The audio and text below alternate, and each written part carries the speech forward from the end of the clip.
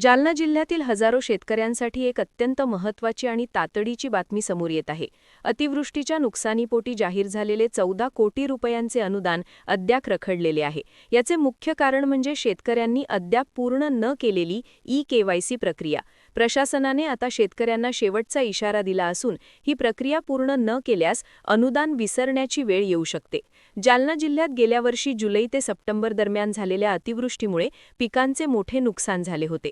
यासाठी शासनाने 431 कोटी रुपयांचे अनुदान जाहीर केले होते.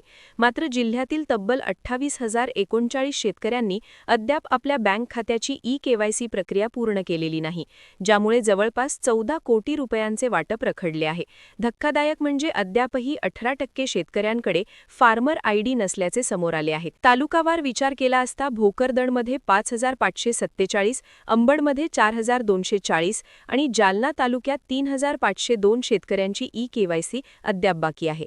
बदनापूर, घनसावंगी, परतूर आणि मंठा तालुक्यातील हजारो शेतकरी देखील या मदतीपासून वंचित आहेत. प्रशासनाने शेतकऱ्यांना लवकरात लवकर ई-केवायसी प्रक्रिया पूर्ण करण्याचे आवाहन केले असून ई-केवायसी न केल्यास अतिवृष्टीचे अनुदान मिळणार नसल्याचा स्पष्ट इशारा देण्यात आला आहे. त्यामुळे नुकसानग्रस्त शेतकऱ्यांनी त्वरित आपल्या बँक खात्याचे ई-केवायसी करून घ्यावे, जेणेकरून हक्काचे अनुदान आपल्या खात्यात जमा होईल.